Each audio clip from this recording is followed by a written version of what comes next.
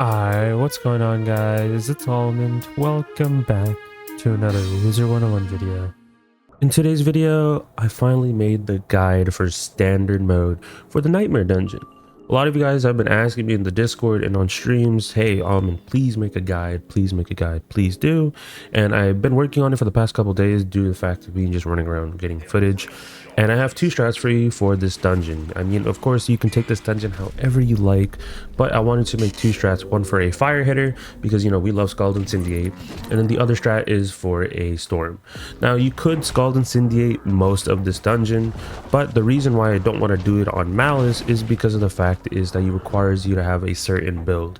Very niche build to the point where you need a lot of accuracy. Due to the fact is that Malice has cheats where he can mantle you, he has Fiery Giant, he has Lava Lord in his deck, where that just gives you mantles. So there's a lot of RNG in that fight. So that's why we're not using Scald Incendiate in Malice. You can't even Scald Incendiate the Didgeridoo Dragon either, due to the fact is that he has a dot cheat. Even if you do like a protected dot like Salamander or anything else, he will just remove it. So for that reasoning, yes, you can do Scald Incendiate on the minions and on the Croc, but you can't really do it on the other two bosses. So sad to say, Scald Incendiate a little bit shafted in the dungeon, but I mean, you can brute force it on Malice if you have a lot of accuracy on all the players, because if you have enough buffs, you have a lot of accuracy to the point where you will not fizzle through a mantle, then you're fine. You can Scald Incendiate Malice like nothing. But I think it's going to take you like 2 rounds due to the fact that he has 150k HP, so there's that. So well, I'll talk you through the whole entire dungeon. Of course, I've already made a challenge mode guide. I mean, a rough idea, because challenge mode, you can do it however you like. I feel like standard, you can do it however you like too, but I think players like how I do guides, where I would just tell you round by round what you need to do, because that's what players look for and that's what they want to do. So there's that. So we'll talk all about that in today's video and give you guys my opinions and thoughts. So if you do enjoy this type of content, be sure to leave a like, subscribe, all type of stuff. Join Discord if you guys haven't. I appreciate all the people that have been joining Discord. Really close to 800 members at the time I'm recording this, and I'm gonna keep pushing out content. There's still a lot of more videos I have to make. It's just I've been catching up slowly but surely. You guys know I was sick for like the past couple days, but I'm actually getting better. So we're on that grind again, and where I'm just uploading a lot of videos back to back to back to catch up with everyone else. So there is that. So let's talk about standard mode Nightmare. Now, when it comes to it, you can go and share the portals. Not many people know this, but yes, you can share portals now in standard mode. In challenge mode, everyone has their own portal. Standard mode, all 4 people can go in the same portal without any issues. Also, there is no timers on anything, so picking up the whole Freddy idols, you can pick them up at any time. You have nothing to worry about. So let's start off with the minions. Let's start off with the broken minion that's not intended right now, from what my understanding is, and that is the Hatred of Dingoes, which I believe is in the yellow portal. That one is a broken mob at the moment. Most of you guys would know this if you've been doing the Nightmare for the past couple days, due to the fact that he is dual schooling. That mob is not supposed to be dual schooling, from my understanding, unless, you know, I hear it from Cam or something like that, that it's intended, but I'm pretty sure this is not intended, due to the fact is that all the other mobs in the portals are just a single school. The Dingoes, for example, is dual schooling, and he has the cheats from the challenge mode. So I would assume that this is broken right now, but there's a specific strat that you have to use on the Dingoes, which is just, you just have to use a bubble, fire, storm, depending on who your hitter is, and just hit with 5 pip hits everyone else, and you'll just kill the Dingo in round 1. So hit with the Zilla, hit with the Phoenix. If you have other schools, hit with your 5 pip hit. Kind of straightforward, and you'll kill the Dingo round 1. Just make sure someone has, like, if you have like fire storms, ideally all my strats in this video are fire and storm hitters. So hopefully you have someone that can put a bubble, and you know, the fire hitter has fire or storm hitter has enough damage to do so. So without any issue, you should kill it round 1. But once this Dingo does get fixed, along with all the other minions that are working properly, just the Dingo is not working, literally all you do is just triple feint hit with the 5 pip. If you have a storm hitter, you're going to use Stormzilla. If you have a fire hitter, use a Phoenix. So once the Dingo does get fixed, you're going to be using the same strat on the other mobs, which is just Mass Feint, Potent Feint, another Potent Feint, and Zilla or Phoenix, depending on who your hitter is. Of course, you can Scald Incendiate these mobs. I have some footage in the background where I just used, instead of Scald, I used the Nova spells, because they did get buffed to a certain extent, because now they have a top path. And now they have a bottom path. So I was like, you know what, let's do some testing. Instead of doing Scald, let's use the Nova spells and see how it goes. So of course you can basically use that spell or Scald and just incendiate the mobs, of course. But just the dingo is the only one you can't really do too much, because the fact is that you can only hot or dot this person, or like I think there's like certain hanging effects that you can do. Not hot or dot. You can do dots on here. So if you're doing Scald and incendiate on the dingo, you're fine. You're fine. But just to keep everything the same repetition, just literally bubble, 5-pip hit, whatever. But that's just only specifically for the yellow portal. So after you grab the idol, you guys can go in any order you want. I just started from yellow, and then I went to blue, and then green and purple. So that's the order of the portals I like doing, because the fact is I want to go kill the Croc, come back, and then go to the dragon. That's just how I like doing it, because since the dingo is currently broken, let's just make a certain build, whatever, certain gear set, just kill him, and then switch back to my gear set for the rest of the dungeon that I'm going to do. So that's what we did. So hopefully that helps out. So start off with the yellow portal, kill the dingo, go on to the blue portal, literally triple feint, hit with the spell. Then you go into the green portal, which is the emus, triple feint, kill, and then purple, triple feint, kill on the townies. They're all going to be the same school every time, from my understanding. Just right now, it's just the dingo is broken, like I said. So that's all the minions out of the way. Make sure you guys collect all the idols. Pretty straightforward. And now we move on to the actual boss fights. Now, let's go over to Croc. We're going to start with Croc. If you don't know how to get to Croc, watch the challenge mode video. If not, I'll briefly explain how to get there. Take the purple portal, best portal. Now the fact that you can share portals, you don't have to go in different portals. Everyone just go in purple portal. That's why I have it in a specific order. And that's why you finish purple last, because you can just literally click the idol and then start going through the maze. Is that you just follow the beacon in the sky. It's kind of straightforward. I know there's going to be multiple paths. People already have videos of all the pathings and stuff like that, but I mean, it's kind of straightforward. I don't think I should like have to make a video navigating through the maze. It's just trial and error. I feel like once you just memorize it, it's straightforward. Just look for the beacon in the sky, and it's standard mode. If you get hit a bunch of times, it's not a big issue. Just potion up before the fight, whatever. But yeah, just follow the beacon in the sky. Now you get to Rama Croc. His school, secondary school, is going to be random. So pay attention. You'll always be bound on something, right? You have to pay attention to his second school. Make sure you guys write it in chat so you guys don't forget. Because whatever his secondary school is what you're going to be depoting in the green portal. Once you get that token, of course. But you have to kill him too, because he drops another token. And you need that for purple portal. Because once you activate those, you can click on the pump. And you can start that dream water stuff. So how do you kill Rama Croc? Now, this should be a 2-round fight, no more than 2 rounds.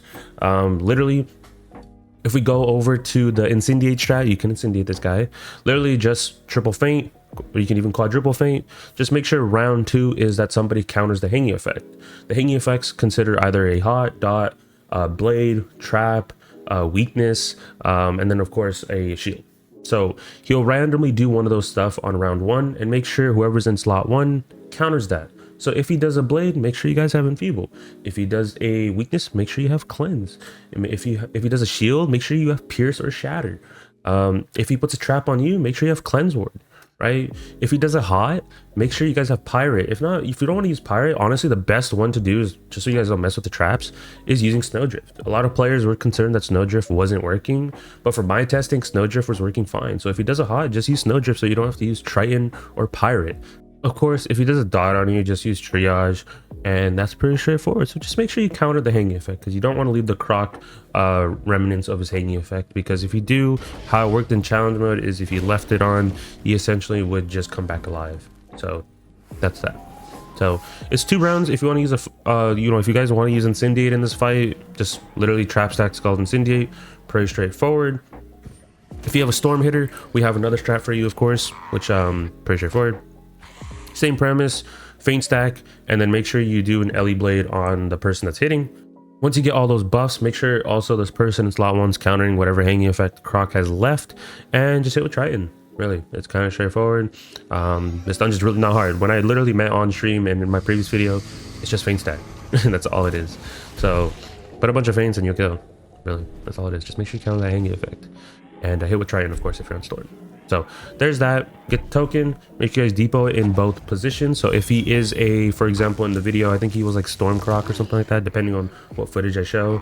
Make sure in green portal, you go to the little tablet, put in Storm or whatever his secondary school was, and then whatever token he dropped, make sure you guys go depot that in the purple portal. So go in the purple portal, go to the little thing and put in the token. And then of course, remember that pump that was right behind the boss? Make sure somebody activates it after you put in both tokens, and then you're good to go. Let's move on to the Digi Dragon fight. Now, for the Digi Dragon fight, there's so many ways you can do this fight. It's 2-round. If you have like such a niche build, I would not recommend it. But for the normal strat that just doesn't require so many niche builds, you can just literally 3-round it without any issues. So, I mean, I'll briefly touch on the 2-round strat. Very niche. I would not recommend it, but just for the premise of people saying, can I do it any quicker? Yes, you can. If it just requires it requires you to have a well-cast pet, which one person has to have Hex, one person has to have Curse, and then you just set up a Fire Scion.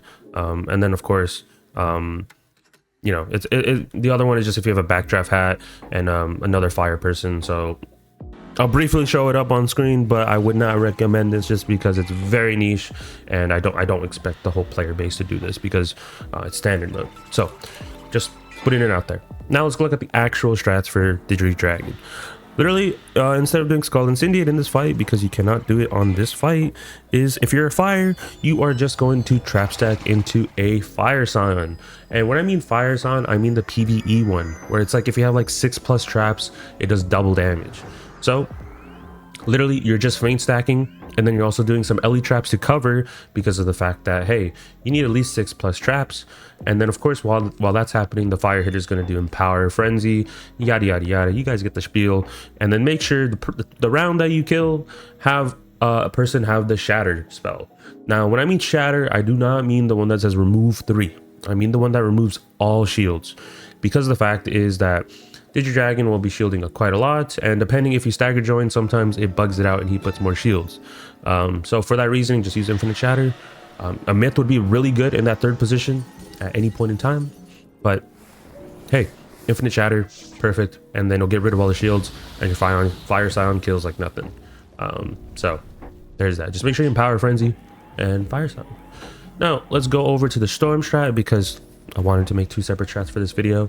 Is that you do the same exact thing, literally almost identical, but in this case what we're just doing is feint stacking. You can use LE traps, but I wanted to switch it up a little bit. I was like, you know what, to keep it like more different, so I know to keep track of what's what, is that I just did sharpen elemental blades. So if you have sharpen elemental blade, and then of course item card sharpen elemental blade, there's ways to get these sharpen blades and these potent trap item cards.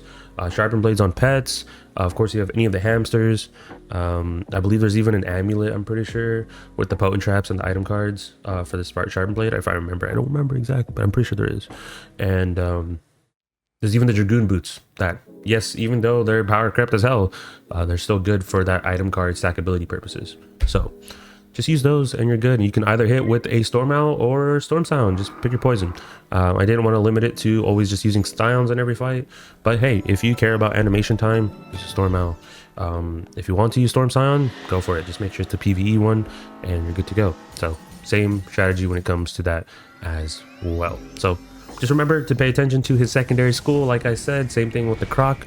With this time, you're going to be getting the token, and whatever school he is, you're going to depot it in the correct portal, and then whatever token he drops, you're going to depot that in the other portal. So same premise, I mean. And then of course, make sure you have someone sitting by the Digi Dragon so they can activate the pump, so you guys are flowing all over the place in the dungeon, and you guys are able to go and summon Malice. Now that we got both of the fights out the way, really straightforward fights. When I was like literally talking about this on stream, I mean, guys, this dungeon on standard is a joke. But yes, so there's that. And now it comes to the fun part where you just search for water. Now, of course, I think players want me to like, you know, go step by step of going through every single pump. The thing is though, even if I went through every single pump, I don't think players would even remember where the pumps are, to be honest. But all you're gonna do is look for the pumps across the map, and they have like a puddle of water underneath them. That's how you know there is a dream water there. You take 12 of those essentially, of course with your team split up, look for the water. Kind of straightforward on that part. And you guys make sure you guys depot it and center where Malice is. Don't run into the fight where Malice is till you get rid of all his minions. If you do not get rid of all of his minions and run into the fight, he will just one-shot you. I'm pretty sure he has the same cheat as he did previously. So yeah, you'll get one shot in Malice if you don't get rid of the minions. So keep that in mind. once you get all the dream waters stacked up and everything like that, you fill up the minions and they disappear. Essentially, you can fight Malice. Now here comes the fun part of doing the Malice, doing the whole boss fight and everything like that. Now, Malice does have 150k HP. I will premise that he does have 150k HP. Now, it does seem daunting at first, like, hey, whoa, why does he have 150k? Well, that's just how it is, because this is a standard mode. You can do Skulls and Cindy, you can do all these like Scions and stuff that do crazy damage in PvE. So for that reasoning, the HP just makes sense. Now, he is still kind of annoying, don't get me wrong. He still has all of his cheats that he had previously, where he in challenge mode, where he would just basically just do random things like mantling you, weakening mantling you. He has his beguile thing on his monster mash, which does target whoever has the highest HP, not percentage, just whoever has the highest HP in your team. So take that with a note. And then also he will always target whoever has the lowest HP and use an E-free, and it's a -95 E-free if I remember. So if you know those cheats, you can kind of organize your team pretty well. Never make the hitter have the lowest amount of HP, because if the hitter has the lowest amount of HP, they will get hit with an E-free randomly, right? You can't predict that E-free. So if it does happen and he gets hit with a -95, it kind of chalks up your run. I mean, of course, you can carry cleanses, but you might get into this infinite cycle of him just doing weakening mantle, and you'll never get a chance to remove that -95 E-free. So if you know how to manage your team's health pretty well, this fight is a breeze, right? I think knowing those two things make this fight drastically easier. Now, of course, he does have that aura that he puts down every so often, where it was called, if you don't target him, he will basically come back alive. So if you kill him while he has that aura on, he basically just comes back alive. But to circumvent that, there's part of the stuff that in the strat where he just gets rid of it. And that's why we're doing traps, because if you put traps on him, he will always just get rid of his aura, because the fact is that you're trap stacking him and you're targeting him. So that's the whole point of his cheat. If you target him, he will get rid of his aura. Anything that targets him, like Pierce, Cleanse, or not Cleanse, but Pierce, Shatter, Enfeeble, anything like that. Like a trap, weakness, like anything that's on that target, you will get rid of that aura. So that's enough about his cheats. Let's talk about the strats. We'll go over the fire strat first, and we'll make our way to the storm strat. But fire strat, literally same thing that you guys are doing earlier in this video. You're just feint stacking. Guys, when I mean you're just feint stacking, I literally meant it. Do mass feint, potent feint, regular feint, item card potent feint. Literally just go get a potent trap item card amulet. Literally simple. If you don't have that, if you have Dragoon, that works too. And then of course you're gonna do item card potent Ellie trap. You can do potent Ellie trap, and then frenzy. And then once everyone's buffs are done, you can shatter and use fire sign. Just make sure whoever has shatter has multiple copies of shatter. Due to the fact is that what if one of you guys fizzle, right? You got to keep in mind he does have mantles in his deck. He can do it round 1, he could do it round 2. Any point in the fight, you can do it at the beginning of the round. So just make sure all those buffs are in the field, and you guys can just literally shatter and use fire song. Just make sure the third person has a lot of accuracy, because the fact is you don't want to fizzle that shatter. So what we were doing is their whole team was just rocking city staffs. They were just rocking a bunch of accuracy for death, because they're using feints so much, like just being able to power that. So they had like a lot of stuff. They didn't really care about their stats too much, because they just wanted to make sure that they had enough buffs, because even if they die, it's not the biggest deal, because you should be able to kill this fight or do this fight pretty easy. So once you have all those buffs on the field, literally just shatter, use a fire sign. You shatter because he also has a cheat randomly where he'll do at the beginning of the round, where he'll put a just -90 shield on him. So that's what you just use shatter. And it also, since you're targeting Malice with that, it also gets rid of his aura. So it's like a 2-in-1 banger right there. Like it does a lot, right? It does a lot of things that you want it to do. So do all that. You can hit with the fire sign. It's gonna be double damage because of the Ellie traps and everything like that to cover and everything like that. And you'll just nuke Malice. Just make sure you have like around 50 something Pierce. Like I think I checked how much Pierce he has just by like doing the fight multiple times. I think he has like, or how much res he has. I think he has like something around like 50, 56, something like that. But just to be safe, I think I put myself at like 56 Pierce. Just so I can pierce him all the way through and not have to worry about resist. But regardless, you still kill. I think you like overkill with this, but I just wanted to make it safer for more people. So whenever they do this dungeon, they don't have to worry about it too much. So there's that. Just literally trap stack into a fire sign. Now, like I said, make sure you are taking care of your HP. Make sure the hitter is either the second or third most person with the HP. If they are the person that has the most HP, it doesn't matter. You get hit with the beguile, they're doing stuff that's like on themselves anyways. They're gonna empower frenzy. If they're the last person, that's like the worst thing you want to happen, because you get hit with the Ifrit. So you could carry extra empowers if for some reason your team comp isn't listening that well. So just carry extra empowers. Not too bad. There's even pets that you can rock that have an empower. I'm pretty sure the Oni pet, the Shock Demon, or whatever it's called, and then there's like the Gargoyle that has an empower item card. I'd recommend that pet for this dungeon if you are a hitter, just so you don't have to use DCs also often. So there is the fire strat, and now, like I said, we'll talk about the storm strat. In this case, you need a little bit more buffs. Due to the fact is that we're not hitting the conditional on the Storm Scion. Of course, you can hit with an Enfeeble and do that, but I just didn't want to make that like a requirement, because you have to Enfeeble. So if you guys want to, you guys can include the Enfeeble and stuff like that, but it requires more people to have more accuracy, and I didn't want to do that. So of course, if you want to incorporate that, you can put in Enfeeble on your team comp, so whoever's in the second slot can put in Enfeeble in their deck, or just TC just to get rid of his blades, and you can do this a little bit quicker, or you can do this the same amount as fire. But I wanted to like switch up a little bit. Instead of doing Ellie traps, I did elemental blades. So there's that same thing, but feints and stuff like that, and you're gonna shatter before you hit. Gets rid of the aura and gets rid of his shield if he has it. Even if he doesn't have a shield, he still should shatter, because it'll get rid of his aura. If he doesn't have an aura or a shield, there's no point of shattering, but it's random what he does at the beginning of the round. So that's why just shatter is a safe bet regardless. And even if you fizzle it, it's not the biggest deal ever, because that's why you carry extra shatters. Don't just carry one shatter. Just do it again, because who knows? If you power and the storm hitter or the fire hitter fizzles, and you only packed one shatter, that's kind of GG. So carry extra shatters. I highly recommend it, because you don't know. What if they fizzle?